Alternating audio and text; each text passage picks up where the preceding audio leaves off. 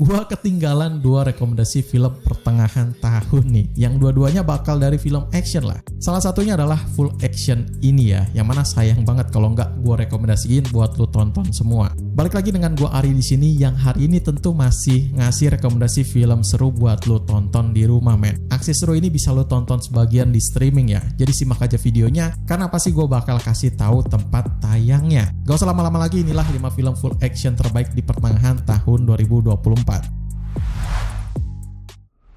Bayangin nih, Deadpool dan Wolverine ada di satu frame gitu. Mereka berdua ini nggak cuma ngobrol doang ya, mereka berantem, bercanda, dan bikin kekacauan besar di timeline Marvel. Deadpool and Wolverine nih, yang bukan sekedar lanjutan franchise dari Deadpool aja, tapi juga crossover terbesar pertamanya Marvel gitu ya, yang gua rasa sih paling gokil di tahun ini. Ryan Reynolds dan Hugh Jackman kembali dengan performa khas mereka, si Deadpool yang absurd dan juga nyeleneh abis, sementara Logan masih cool dan juga brutal banget. Jadi Deadpool ini akhirnya dilirik nih sama TVA buat nyelamatin timeline-nya multiverse-nya yang juga amburadul gara-gara Wolverine mati, men. Dia muter-muter buat nyariin universe lain untuk nemuin si Wolverine versi beda, dan akhirnya mereka join bareng lawan villain gila bernama Cassandra Nova. Gak cuma ngasih aksi kerennya aja, tapi juga tentu komedinya edgy parah, men. Cocok lah buat lu tonton bareng teman, apalagi ditemenin sama cemilan dan juga popcorn yang mantep banget, nambah asik lagi untuk nikmatin filmnya ini. Seperti di sinopsisnya, tentu plotnya nggak ribet-ribet amat kok. Intinya mereka cuma kerja bareng gitu ya, lawan villain baru yaitu Cassandra Nova dengan twist yang mungkin nggak disangka-sangka oleh para penontonnya. Rating 7,8 di IMDb udah cukup lah buat nunjukin kalau film ini wajib banget untuk ditonton, apalagi di Prime Video nanti ya. Cuma kalau lu bukan fans superhero dan nggak selera dengan dark jokes-nya, mungkin bakal sedikit cringe nonton film ini ya. Berhubung gua fans film superhero, terutama Deadpool, ini film asik parah buat ditonton.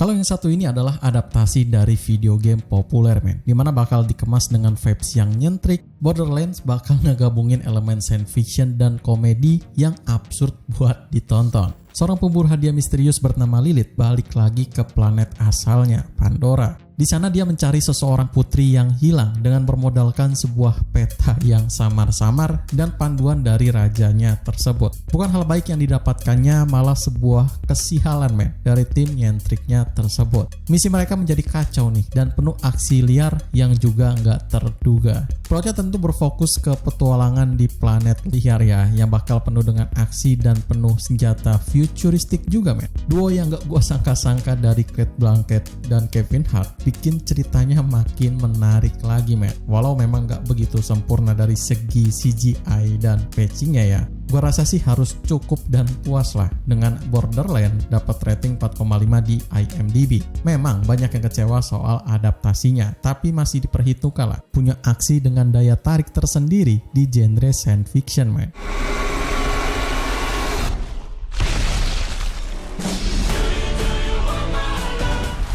Masuk ke dalam dunia apokalips nih, yang bakal bikin deg-degan gitu. Dari prequel franchise terkenal Mad Max yang lebih berfokus ke Furiosanya, men. Jadi versi Furiosanya ini bertimeline sebelum dia bertemu dengan Mad Max ya. Dunia full kacau gitu. Dari Furiosa yang kecil dan diculik dari Green Place dan jatuh ke tangan pemimpin geng motor brutal bernama Dementus. Dia harus bertahan hidup nih sambil terjebak di antara perang dua tiran, yaitu Dementus dan juga Immortan Joe.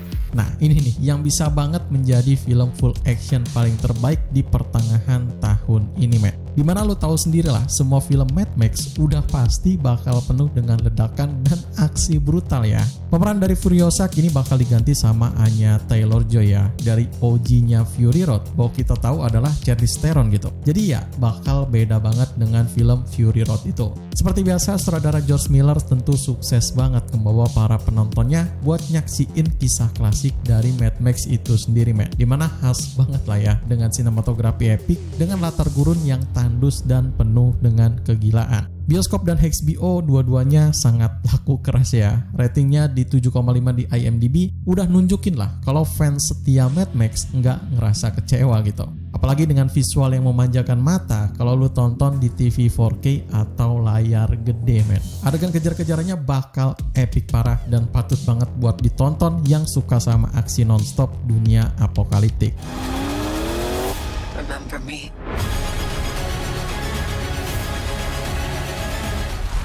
Salah satu dari franchise terkenal juga nih dengan masuk ke dunia para kera pintar di Kingdom of the Planet of the Apes yang tentu ngasih cerita yang lebih emosional dan juga mendalam. Ngambil latar beberapa generasi setelah era Caesar ya. Kini bangsa kera udah jadi penguasa sementara dunia manusia, men. Saat ini fokus ceritanya ada di Noah ya, seekor simpanse muda yang berani gitu melawan penguasa tiran bernama Proximus Caesar gitu. Di perjalanan dia ditemenin sama cewek manusia yang sangat misterius banget bernama Mae yang punya agenda tersembunyi buat ngubah nasib umat manusia. Walau gue nggak ngikutin seri dari Planet of the Apes, gue tetap kagum, men. Kok bisa gitu ya sampai dibikin sequelnya sebanyak ini? Padahal kalau gue lihat sih pangsa pasarnya ya nggak seluas dari film-film blockbuster lainnya gitu. Namun tetap sukses, men. Soal penayangan domestiknya, salut sih gue ya. Apalagi yang paling bikin gue kaget, ini franchise bisa ngegandain sutradara sekelas Wes Ball yang udah pasti bisa ngebangkitin mood penontonnya buat nonton film klasik survivor fantasi yang ikonik kayak gini gitu. Weh banget ya buat 20. Seperti biasa yang ada di film-film apps lainnya, ini film juga bakal kuat di elemen dramanya, men. Dan aksinya bakal dipangkas, tapi meskipun dipangkas tetap seru lah buat disaksikan gitu ya. Flow penontonnya mungkin banyak ke bioskop ya, tapi Disney sendiri udah nayangin film ini di streamingnya. Jadi buat rating 6,9 di IMDb udah pas lah, walau nggak seperti yang diharapkan para fansnya. Lu suka sama film dengan nuansa emosional dan world building yang keren, ini film wajib banget masuk watchlist lu sendiri.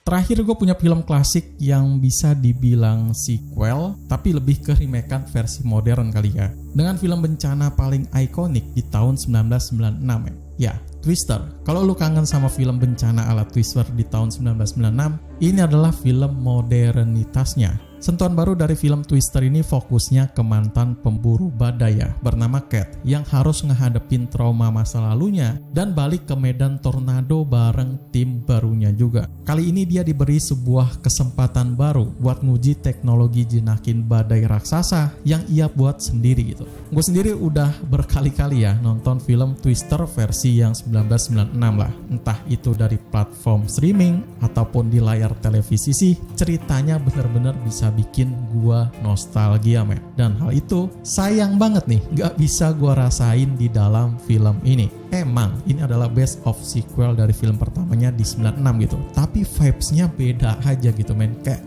dua film yang sangat berbeda gitu. But soal keseluruhan dari filmnya sih masih it's okay, men, buat ditonton. Apalagi buat lu yang baru aja nonton film Twister ya. Ini 90% gak ada sangkut pautannya sama film di 96 tadi. Jadi sangat rekomen lah buat ditonton Gen Z sekalipun. Daisy Edgar Jones dan juga Glenn Powell adalah dua orang yang sangat nge-carry film ini, men. Mereka tampil solid banget gitu di tengah penontonnya yang ngerasa risih dengan ceritanya. Meski dapat rating yang gak sesuai dari para penontonnya harapin, 6,6 di IMDb menurut gua sih udah lumayan lah ya. Apalagi mereka punya keunggulan yang kuat di efek visual dan ketegangannya gitu. Sebenarnya sih lebih cocok buat ditonton di bioskop 3D ya. Apalagi kalau di 4DX gitu, tentu bakal makin nikmat lagi. Tapi nih, apapun tontonannya, tentu lebih nikmat ditonton sendirian dengan home cinema di rumah gitu. Lebih nyaman dan gak ada yang ganggu dan lebih dapat experience tontonannya.